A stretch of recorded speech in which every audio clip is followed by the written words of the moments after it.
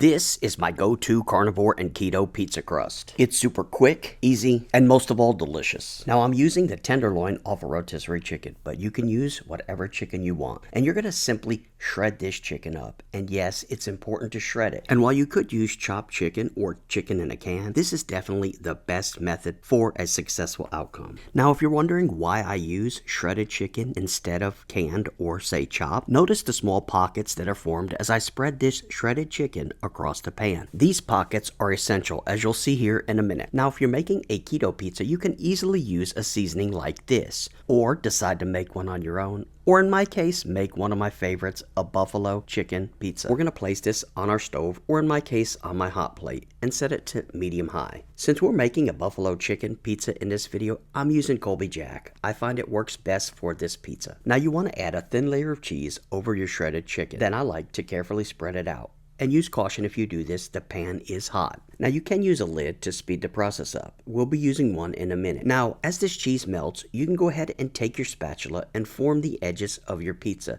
pushing the cheese in. Now as it melts, you want to go ahead and take your spatula and press it down like this. Now it's very important when flipping this keto pizza crust that you test it. Did you notice how it wanted to tear apart? If this happens, simply press the cheese and chicken towards the center of the pan so that it better mashes together, giving you a more stable pizza crust to flip. Once it's flipped, go ahead and press it back into a nice formed pizza crust. Now you're just going to add a very thin layer of cheese here to go ahead and fill those gaps. Now a good rule of thumb is to wait till the top cheese is fully melted. And if you do it right, it'll be nice and golden when you do flip it. Now sauce will depend on if you're doing carnivore or keto. I'm going to go ahead and make my buffalo chicken like I said. And once I've added the sauce, I'll go ahead and take my spatula and spread it out. Now again, you can make this a pepperoni, meat lovers, veggie pizza, whatever you would like.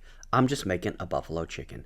Then you're going to go ahead, once topped, and put your final layer of cheese. Go ahead and get it covered to melt that cheese. Slide it off on your cutting surface. Get it sliced up and enjoy. Thanks so much for watching. And as always, guys, I will see you in the next video.